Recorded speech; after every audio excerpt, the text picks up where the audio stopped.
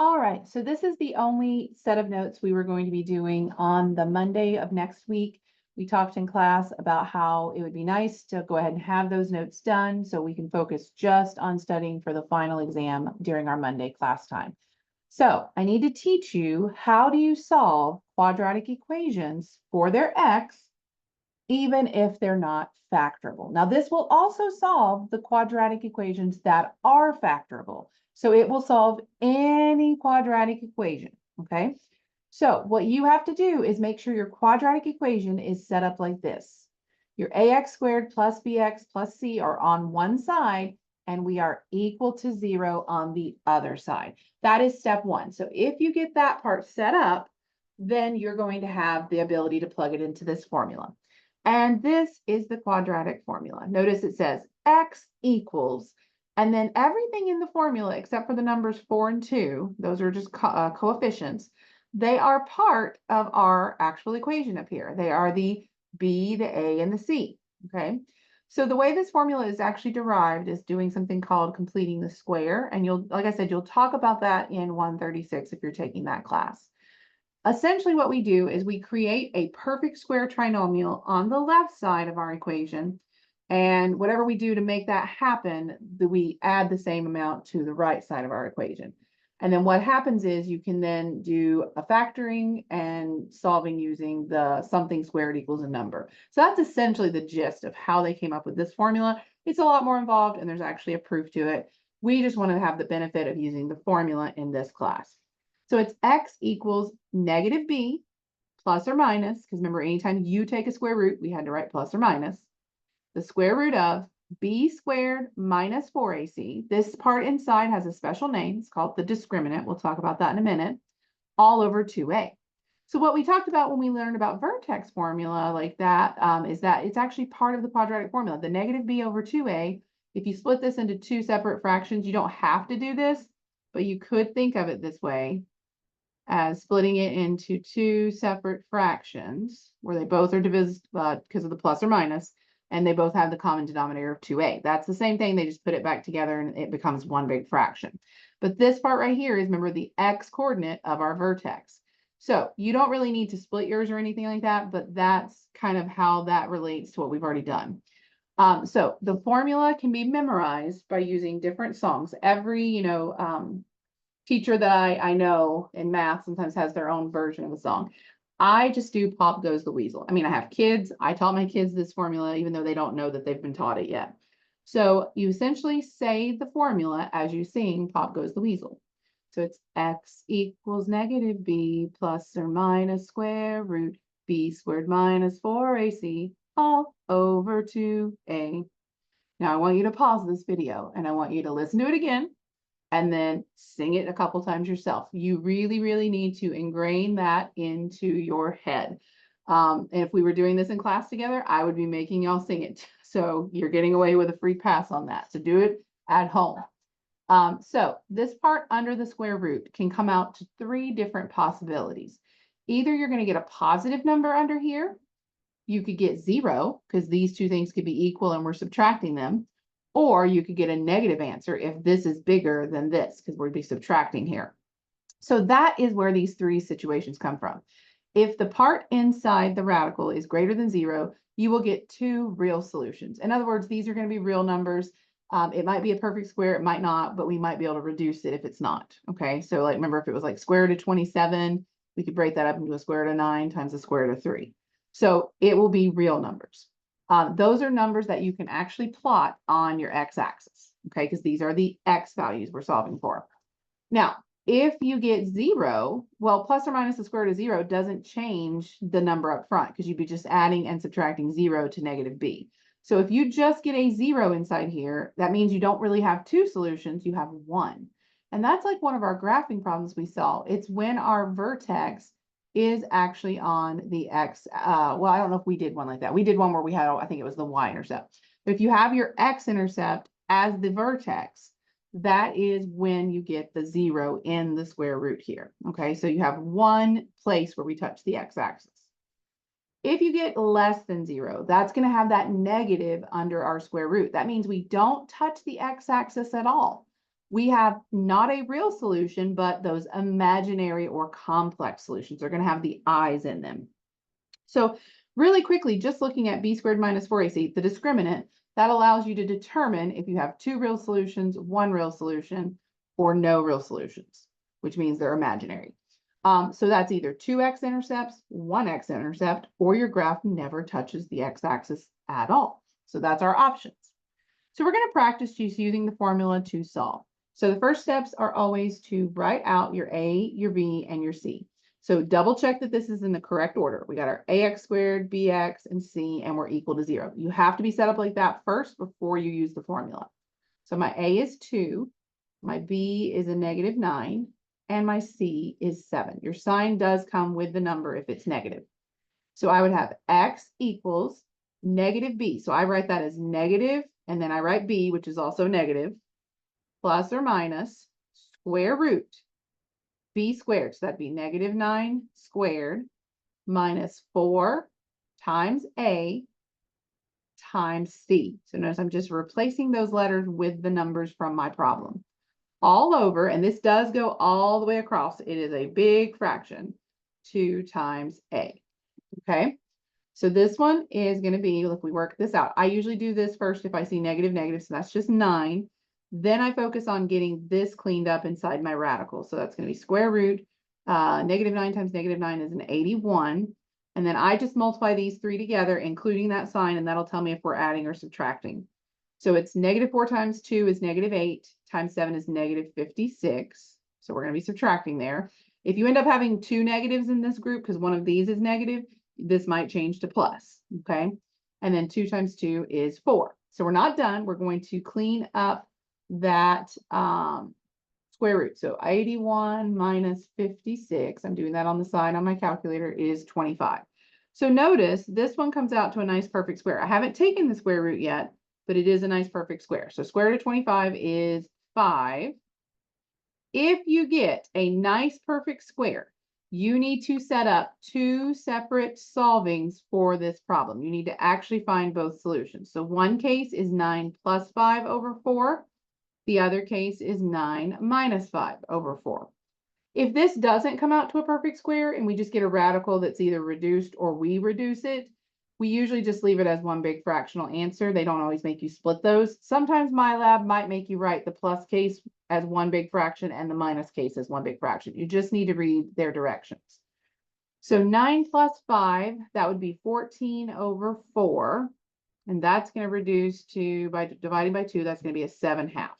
So that's one of my solutions. 9 minus 5 is going to be 4 over 4, and that's just 1. So my two solutions to this quadratic is 1 and 7/2. Doesn't matter which order you write them in, but unless they say specifically 2 in my math lab. But notice those are nice answers. Even though it's a fraction, that's a nice answer. That means this was factorable. You could have used the AC method, or the factor by grouping method is what we called it. You could have used that to factor this like we did previously. So if your answers come out without any square roots or without any i's in them, so there's no imaginary solutions, if they just come out to regular old numbers, it was a factorable quadratic, okay? So that's how you know what's going on with that. So let's look at this next one. We're going to have to move the 10x over because right now it's not in the right spot. So I'll subtract that over. Put it in the correct order. So x squared x and then no x equal to 0. My a is 1. My b is -10. My c is 23. So I'd have x equals negative b. So you get to a point where you just know that that's opposite sign of what it is. So if it's negative b, you're going to have a negative already. So it's going to be negative, negative. So it's going to be positive. Plus or minus square root b squared minus 4ac all over 2a. Okay, so the 10, I already did the sign part, so I'm just going to bring that over. I need to work out the inside of that radical. So -10 times -10 is 100. I would probably go off to the side with my calculator. -4 times 1 times 23 is going to be -92.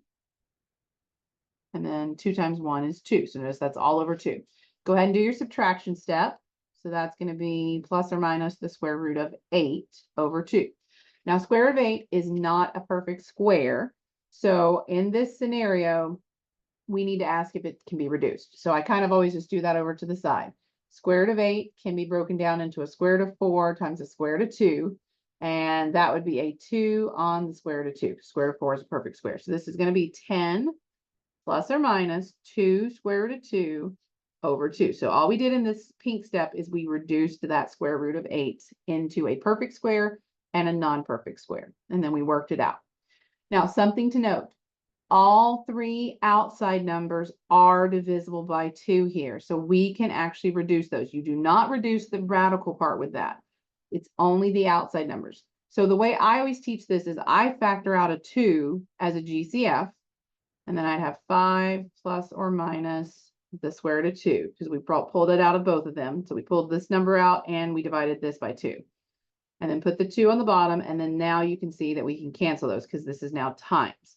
So that just becomes a 1 on the bottom. So this is just 5 plus or minus the square root of 2. Those are my answers for X. So if I needed to type them separately on my MATLAB, I would type 5 minus the square root of 2 and then 5 plus the square root of 2. They usually don't tell you to go to decimals with these. So it would just be written in its kind of constant plus or minus the square root part. Okay, let's look at number 3. So number 3 is a little different. We do need to move the 5 over. I do not like when my quadratics lead with a negative when I am trying to solve them. So notice the reason I don't like that is because I'm going to have, first of all, factoring would be really hard because we talked about how all of our factoring techniques had a positive in front. But also just when you plug this into the denominator down here, you're going to get a negative in your denominator. So that kind of messes up people on what their actual signs are. So what I like to do first is I just multiply both sides by -1, and that's legal as long as you do it to both sides to clear that negative out. It's going to change all of my signs, okay? So that just helps us plug it in a little neater. So that's going to be 3x squared minus 10x plus 5. Notice all three signs change, and 0 times anything is still 0. So that's just using the fact that we can multiply both sides of an equation by a number as long as we don't multiply both sides by 0. So we did not multiply by 0, we multiplied by -1. Okay, so now that I've adjusted this and I have a positive up front, that's going to plug in a lot nicer. So A is 3, B is -10, C is 5. So X equals -B, so that's going to be a +10 now, plus or minus square root B squared minus 4 times A, which is 3, times C, which is 5, all over 2 times A. So I'm just going through that quadratic formula each time. So this one right here, that's going to be, again, 100 for the -10 squared. And we're going to have -4 times a 3 times a 5. That's going to be -60. And that's over 2 times 3, which is 6. Go ahead and do the subtraction inside the radical. So that's going to be square root of 40. And I'm going to come over to the side again and check that one, see if it factors. Square root of 40. Well, perfect squares that go into 40 is 4, and then 10 is not a perfect square. So that's going to be 2 on the square root of 10. So that does reduce. So it's 10 plus or minus 2 on the square root of 10 all over 6. Again, I see all three outside numbers are even again. So they all are divisible by 2. So that's going to be, I'm going to factor out a 2. That'll be 5 plus or minus square root of 10 all over 6. Notice this time the 2 doesn't completely cancel the bottom out. It just reduces it. So we still have a denominator on this one. It's going to be 5 plus or minus square root of 10 all over 3. So those are my X's.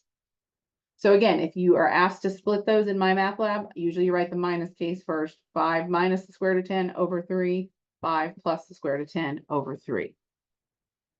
All right, let's look at my number 4. So all this section really is practicing a lot of using this formula. So we're going to subtract the 2 over and get this in the correct format because we want to be equal to 0. Then my A is positive this time, so I'm good to go ahead and plug in. So it's A is 5, B is -3, C is -2. So X equals -B, so that's already negative, so it's going to end up being positive, plus or minus square root B squared minus 4 times A times C. Notice this is the first time we've had two negatives in that 4AC part. So that's going to end up being a plus in a minute. And then all over to A. Okay, so work out your radical. That is going to be -3 times -3 is 9. Now, that is a -4 times a 5 times a 2. So two negatives make a positive. It's going to be plus 40 all over 10. And that's going to be a perfect square this time. So this one actually will work out to nice answers because the square root of 49 is 7. So anytime this becomes just a regular number where that radical used to be, you need to split it out and make two separate solvings because we don't have a radical in the way. We can actually work out the numbers. So this is going to be 3 plus 7 over 10 and 3 minus 7 over 10. So that's going to be 10 over 10, which reduces to 1. This one is -4 over 10. We can divide both of those by 2, so that'd be -2/5. So my two x's for this problem are -2/5 and 1. I usually write my answers from least to greatest. So you just have to check if my math lab wants you to do that as well. On a test, I just want to see that you got the two answers. So again, this one came out to nice numbers that had no radical left. That means it was factorable at the beginning. We could have done it by the factor by grouping method. All right, so what do we do if we get something nasty like this, where we have decimals? Now, unfortunately, you have a really complicated formula in terms of it has a square root and it has like a fraction in it because it's all over 2a. I don't want to plug decimals into that. So I would actually look at how many decimal places I have in my largest one. So this only has one decimal place, this one has two. Well, however many decimal places we have in the biggest one, we need to multiply by a power of 10 to clear out those decimals. So I'm actually going to multiply by 100 on both sides because I need to move the decimal 2 places. So every time you multiply by a 10, it moves a decimal 1 place. But because this is doing this to the whole equation, we have to make sure we do it to all 3 parts. So this would be 400x squared. This one would move to the 6 and then move again because of the 100. So it's going to be 560x plus 196 equals 0. So these make the numbers really, really big, but they're not decimals, which is weird to have in the middle of our formula. So my A is 400. My B is -560. My C is 196. So X equals negative B, so that's already negative, so it would turn to a positive, so 560 plus or minus square root negative B, or not negative B, sorry, just B squared minus 4 times A times C all over 2 times A. Now we'll probably have some reducing to do on this one at the end. So if you square the -560, remember you have to square the negative with the number. That's a really big number. It is 313,600. I got that off my calculator. Now, let's look at what this multiplies together. So that's going to be a -4 times a 400. I'm just doing it on my calculator times a 196. It is also 313,600. So this, and then the bottom's going to be 800. This is a case where we're going to get a 0 in our square root. That means that your x-intercept is your vertex. It is the same exact point because we're going to get a single solution because this is square root of 0, which square root of 0 is 0, and adding and subtracting that to something doesn't change anything about the original first number. It's just going to be 560. So we're reducing 560 over 800. I can definitely divide them both by 10, so that 0 would end. So now I'm just reducing 56 over 80. Those are both divisible by 8.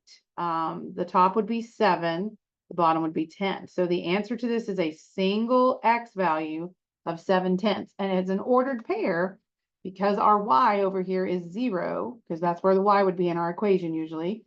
That is going to be the ordered pair 7/10, 0. And it's not only your vertex, because that is the only time you get one x-intercept is if it's the vertex, it's the x-intercept, okay? All right, let's look at number 6, because this is, we're getting to the point where at the, yeah, we have 2 more, and then we kind of leave it up to you after that to, well, which way do you want to solve it? So I'm going to add the 2x squared over so that it'll be with everything else. So it's going to be 2x squared. The 3x is positive and it didn't move. The plus 4 is still there where it was. So this is equal to 0. So we just moved the negative 2x squared to the left. So my A is 2, my B is 3, my C is 4. So x equals negative b. This time my b is positive, so we will have a negative here. Plus or minus square root b squared minus 4 times a times c all over 2 times a. Okay, so underneath my square root, 3 squared is 9. Negative 4 times 2 is negative 8 times another 4 would be negative 32. So we're going to get an I, we're going to get a negative in here. We're going to get an I essentially, and then this is over 4. So 9 minus 32 is negative 23. So this is a square root of negative 23 all over 4. Now, when you have a negative under your square root, your first step is to pull that out as an I. So it's going to go at the end of that. So that takes care of that square root of a negative 1, essentially, that part. The 23 does not reduce because there's no perfect squares that go into 23 as a factor. Now, one other thing about imaginary solutions. This is the only time you need to split your fraction from one big fraction to two separate fractions, okay? We do that with the number cases, like up here, because they work out to nice numbers. This doesn't work out to a nice number. It's just always when you have a complex number, complex numbers are written in a form a plus bi. So there's a separation, or a minus bi. That's another way to write it if it's a negative here. But there's a separation between the number that has no I and the part that does have the I. So to clean that up a little bit, I would probably write the plus or minus kind of in the middle there. So 23 over 4, and the I is kind of at the end. So a is the negative 3/4, the b is the square root of 23 over 4, and then we have our I. So that is the correct way to write those solutions. And remember, these are not going to be x-intercepts. This is the only time your quadratic will never cross the x-axis. It's if your quadratic formula tells you that there are imaginary solutions instead of real number solutions. Okay, so that's that special case where we don't cross the x-axis. If you graph this function using Desmos or the tools that we've given you, you'll notice that it floats completely above the x-axis. Okay. All right, so sometimes you might be given one that has like a fraction, and we do not want to plug the fractions into the quadratic formula, just like we didn't want to plug the decimals in. So I'm going to rewrite this by subtracting that 2 over first, just to get everything on one side. I want to get it ready for being set equal to 0. And then I want to clear out that denominator. So I'm going to multiply both sides by whatever my LCD is. Since I only have that one denominator, I'm multiplying both sides by 3. So that's going to be a negative x squared. And actually, I'm going to go ahead and multiply by a negative 3. The reason for that is I also don't want my leading coefficient to be negative. So you can do that in 2 steps. You can clear the fraction and change the sign of the whole equation as long as you do it on both sides. So that would be just a positive 1x squared. This would be negative 3x, and then a positive 6, and it's still equal to 0. Okay, so if we do this one, our A is 1, our B is a negative 3, our C is a 6. So x equals negative b, so b is already negative, so that would be plus. Plus or minus the square root of b squared minus 4 times a times c all over 2 times a. So that's 3 plus or minus, that would be 9.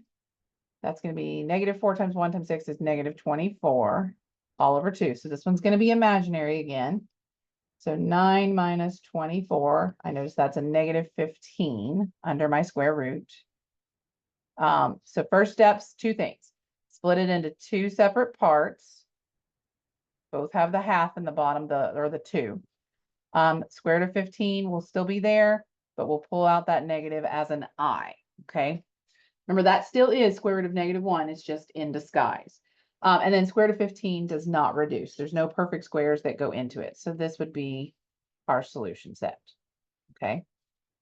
Now, for these next ones, these are kind of like a mix of what we've learned so far this semester. So essentially, any techniques, in some of these are just rehashing some stuff you haven't done in a while. Any techniques that we've learned, we can try and use them. Okay, so let's look at this first one here. So it says that we can solve by any method. So I'm going to first, anytime it's quadratic, I get 0 on one side. So I'm going to move over that 120 by subtracting it. And I always say, if you have a GCF, you can divide both sides by that. That's legal, just like multiplying is, as long as you're not dividing by 0. So these are all divisible by 3. So that's going to be x squared plus 3x minus 40 equals 0. Now I would determine if I want to try and factor this or if I want to use quadratic formula. I think this might factor. So remember, factors of negative 40 are 1 and 40, 2 and 20. 3 doesn't go into it, 4 and 10, 5 and 8. And we need to add to a positive, so that means all the smaller numbers are negative. This pair right here will multiply to negative 40, but add to 3. So this one directly factors. I don't necessarily have to do the quadratic formula. They didn't tell me I had to. They said solve using any method. So this would be x minus 5 equals 0 and x plus 8 equals 0. So x equals 5 or x equals negative 8 if we solve those over. There's the two solutions for this one. So notice I didn't need the quadratic formula because I could factor it. Let's look at this next one. So I have a negative 4x squared. I have a minus 10x when I move it over, plus 50 equals 0. Now, I can't divide everything by 4. They're not all divisible by 4, but I can divide by a 2. And I don't like having a leading coefficient that is negative. So like I said, you can multiply both sides by something, or you can divide both sides by something. So maybe I'll divide both sides by negative 2. I only do this if they're all divisible by that number. And I chose a negative because I don't want a negative up front. That always makes solving harder. So negative 4 divided by negative 2 would just be 2x squared. Negative 10 divided by negative 2 would be positive 5x. 50 divided by negative 2 is negative 25, and 0 divided by any number is 0. So at this point, it's up to you. You could check and see if you can do factor by grouping. Remember to do that, you have to do 2 times negative 25, write that over here, list all your factors, find the number in the middle that makes the plus 5. So you have to find those, and then remember we replace it. Or we can just do quadratic formula because that will solve any type of quadratic, whether it factors or not. So that actually saves you, if you know your formula, that saves you the step of doing the factor by grouping, and you'll still get the correct answers. So I might choose, just because maybe I'm stressed for time on the test, I might choose just to do the quadratic formula. So A equals 2, B equals 5, C equals negative 25. So X equals negative B plus or minus square root B squared minus 4 times A times C all over 2A. Okay, so we have negative 5 plus or minus the square root of 5 squared is 25. Negative 4 times 2 is a negative 8, and then we times that by a negative 25. So that's two negatives multiplied together. So that's going to be a positive 200 all over 4. Now, I could have factored this one. I already know that right off the bat just by looking at what I get for my square root. 225 is a perfect square. If this comes out as a perfect square, you could have factored it. If it doesn't come out as a perfect square, the only way you would have ever gotten the answer is the quadratic formula, okay? So 225, if you take the square root of that on your calculator, it's 15. So this is negative 5 plus or minus 15 over 4. We do not leave our final answer in that format. We work both of those out. So we write negative 5 plus 15 over 4. And we write negative 5 minus 15 over 4. This one would be 10 over 4. That is reducible by 2. So that would be 5/2. So that's one of our solutions. This one is negative 20 over 4, which is divisible. So that'd be negative 5. So you would have been able to factor this one if you had done the factor by grouping method, because our two answers worked out nicely and we had a perfect square in here. Okay. Now, a lot of times people want to jump into the quadratic formula for this one, but it's not really needed. This is not a trinomial. I mean, the C would be a 0 here, so that makes that part easy to plug in. But this is easy to factor. This just has a GCF of X. So this one's not supposed to be a complicated one. It's just factor out the X, and then it's already set up to solve. Two factors, we set them each equal to 0. So X equals 0, X plus 17 equals 0, X equals negative 17. The quadratic formula will give you the correct answer if you make your A 1, your B 17, and your C 0, because it's missing. But this is a lot quicker if you realize, oh, I can just factor out an x, and then I'm already factored, and I set each part equal to 0. So it has to be factored before you can do that. All right, let's talk about this one. Now, unfortunately, this doesn't look like a normal quadratic, so we need to do some cleaning up first. I'm going to go ahead and distribute this. So that would be x squared minus 11x plus 5x. I'm going to go ahead and move the 27 over as well because we want it to be equal to 0. Add our like terms in the middle, so that's going to be a negative 6x minus 27 equals 0. So got my like terms once I did the distributive property, got those combined. Now it looks like a traditional trinomial. I might check, since this has got a 1 in front, to see if there are any factors of negative 27 that makes negative 6 when we add them together. So 1 and 27, because if not, I will need to use quadratic formula. 2 doesn't go into it, 3 and 9. And that's all of our factors. And if the 9 is negative and the 3 is positive, we'll get a negative 27 when we multiply and a negative 6 when we add. So this one does factor. And that, if you know the factoring, and it's an easy one with a 1 in front, this is way quicker than doing quadratic formula. The quadratic formula will still solve it for you. You just are doing extra work you didn't have to. So x equals negative 3 or x equals 9. So there's my solution for that one. Okay. All right, now this one is not, again, not a traditional quadratic look.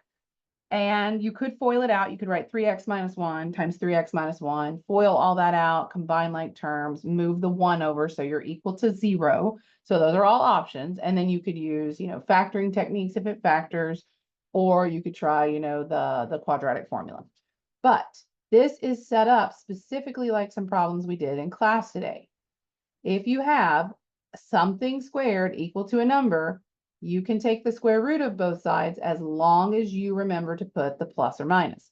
This is something squared equal to a number. So I don't need to do all that extra work. I'm going to take the square root of both sides and remember to put my plus or minus. So that's going to be just 3x minus 1 equals plus or minus the square root of 1. Work out that square root if it's something you can work out. So that's going to be a plus or minus just 1. Square root of 1 is 1. Then we're going to add that 1 over. I typically, when I do these, I move it in front of the plus or minus, so it looks more like the quadratic formula. And then we're dividing by 3. Now, this is not the final answer. We're going to work out both cases. So we have a 1 plus 1 over 3, and we have a 1 minus 1 over 3. This one would be 2/3. So that's one solution. This would be 0/3, which is just 0. So my two solutions for x are 2/3 and 0. Okay. But like I said, it's not the only way you could have done this one. It would have been factorable because the answers come out nice. So you could have FOILed everything out, moved everything over, factored it, or used the quadratic formula.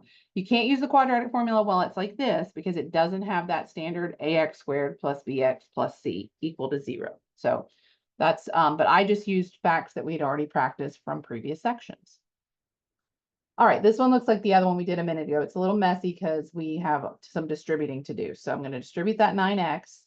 So that'd be 9x squared plus 18x minus 3 equals 14x minus 2.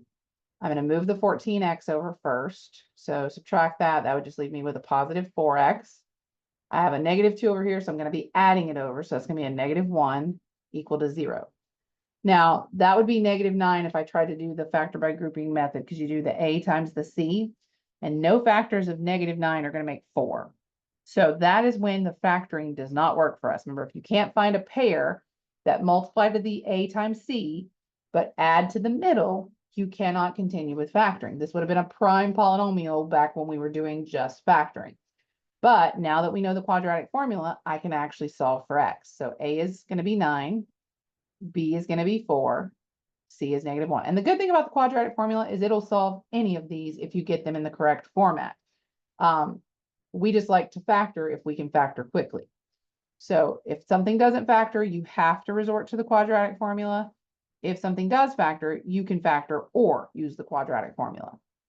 So this would be negative b plus or minus square root b squared minus 4ac all over 2a. So that's negative 4 plus or minus 4 squared is 16. Negative 4 times a 9 is a negative 36 times a negative 1 is going to be a positive 36. Now, those are both perfect squares, but you can't take the square root of them individually because there's a plus in between them. We have to add first. And then the bottom is 18. So that's going to be -4 plus or minus. If we add those together, that's 52 all over 18. Now, we need to check if we can reduce the square root of 52. I believe 4, the perfect square 4 goes into it. If you divide 52 by 4 on your calculator, you should get 13. So this will be 2 on the square root of 13. So I'm going to replace that square root of 52 with a 2 on the square root of 13. And again, I now notice, oh, I've got even numbers on all my outside parts. Now you can factor out the 2 on top. You don't have to pull out a negative because the plus or minus is both signs anyways. We pull out a 2 on top. That would be -2 plus or minus the square root of 13 left inside. And then that 2 out front can reduce with the 18. That's how I usually teach people how to do this. Just so you don't make any silly cross reducing mistakes. So this is like -2 plus or minus square root of 13 over 9. So that's my 2 solutions. And notice, not pretty solutions, they would not have come out from factoring. Okay. So non-factorable quadratics have these types of solutions or the imaginary solutions. That's where they are at. Okay, number 7 is just kind of another, it doesn't look like a quadratic, but we could start doing some work to clean this up. First thing I would probably do is FOIL this out. So this is x squared plus 2x minus 3x, and then a -6. I'm just going to leave this like this. I know the 5s could reduce if I split it into 2 fractions, but the 14 over 5 does not reduce. So I'm going to leave it like that for a minute. Combine like terms on this side. Now, I do not like trying to solve a problem that has a denominator in it. So we've learned if you multiply both sides by the LCD, which is our 5 in that denominator, that'll clear out that fraction.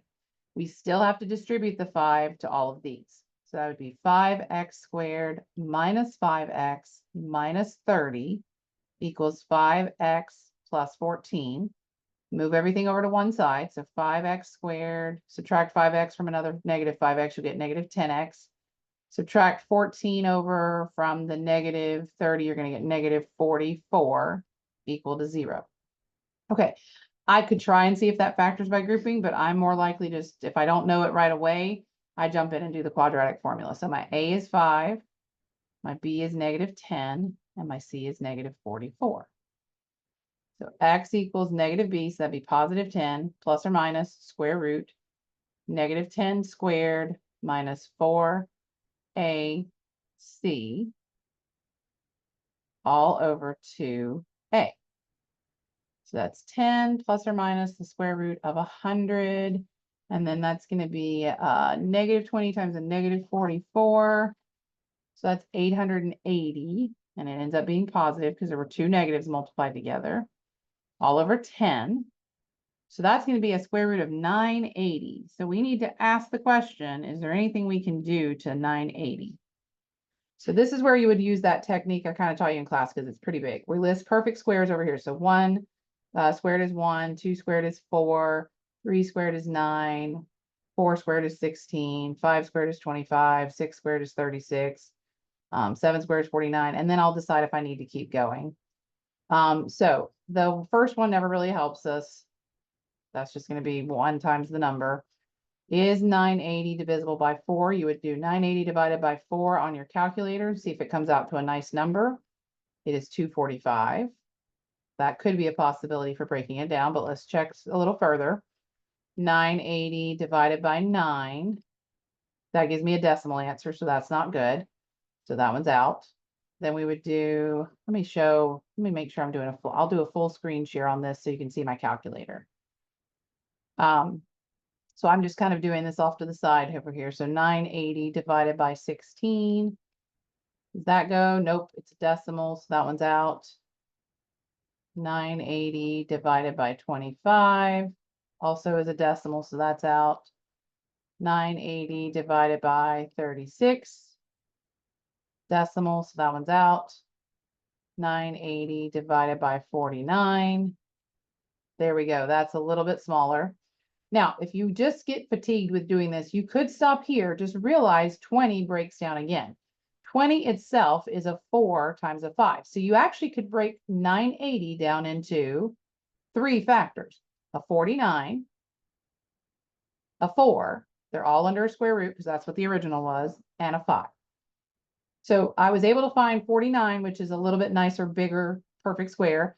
The number I got, because I didn't really know how to break down 245. That's a big, big number. But 20, I already know has a perfect square in it, 4, and then the times 5 to make it 20. So this would be a 7 times a 2 on a square root of 5. So that's going to be 14 square root of 5. This is 10 plus or minus 14 square root of 5 over 10. And again, we can pull out a 2 on top to reduce with that. Or you can just say, just as long as you don't touch the radical part, I'm going to divide all 3 of these by 2. As long as you do it to all 3, it's legal. So that would be a 5 plus or minus a 7 square root of 5 over a 5. So I divided all 3 outside numbers by the number 2. That's the same thing as pulling out the 2 and then reducing it with the 10. You just leave the radical because it's a different type of number all alone. You leave it as itself, okay? And then our last 2 questions on this assignment, we are just practicing solving for a letter. So I'm trying to get B by itself. So I would first get the A squared to the other side. So I'm going to subtract that over. You can put it either in front or after. I don't want a negative in front, so I put it after. And then this is something squared equals something, right? So we can take a square root of both sides as long as we remember to put a plus or minus on the side that we don't get the cancellation. So we're taking the square root of both sides. This would just become then B. This does not cancel out the squares on these because they are separated by subtraction. That's a binomial. So you can't partially cancel a binomial. Okay, so it is just that. So there's that one. Now this one says solve this for R. So I would like to think of that as E over 1, and I would cross multiply. So E times R squared is ER squared. K times 1, so that's going to be equal to just K. We're trying to solve for R, so we're going to divide the E over to get it away from the R. So I have R squared equals K over E. And then this is the same situation we just had up here. It's something squared equals some numbers. So we do the plus or minus square root on this side. Now, the only thing they might get nitpicky about on these sometimes is that's technically a square root in a denominator. But on a test, I don't get like that when it's variables because that's hard to rationalize. It's just tricky because you'd end up breaking it up into a square root of K over a square root of E. And just like when we were getting rid of square roots in the denominator, you'd have to multiply both of them by this to make this a perfect square. So you'd get square root of KE over E. So plus or minus that. This is an alternative way to write that answer. That's getting rid of the radical in the denominator. I'm okay with this on an exam. This would be fine. But I don't think y'all have one hard like this on the test. So that's everything we would have covered in the Monday class. It was just one section, lots of practice with quadratic formula, and then just kind of reviewing other ways to solve equations. So big thing is memorize this formula, make sure you know it. And then this is just a kind of an extra bonus to be able to know the discriminant stuff. It's not required for the test. It might be, you might want to reference it for your homework questions, but you need to know how to use that formula. We actually have a specific question on the test that says solve using quadratic formula. Okay. And that is it. So on Monday, we will do nothing but look at that review packet that I gave you in class today. I'm going to post it probably tomorrow as a PDF as well. So if you weren't in class today, you can look at that PDF. Also, the answer key will be at the end of it. So if you want to be practicing any of those this weekend, you can reference the announcement I'm going to post for that and look at the answer key if you would like. It'll be like the last couple pages of the PDF document. I didn't print it for in class because I had a lot of pages of stuff to print today. So yeah, Monday, just be ready to ask lots and lots of questions so that you are fully prepped for your final on Wednesday. Hope you all have a great weekend.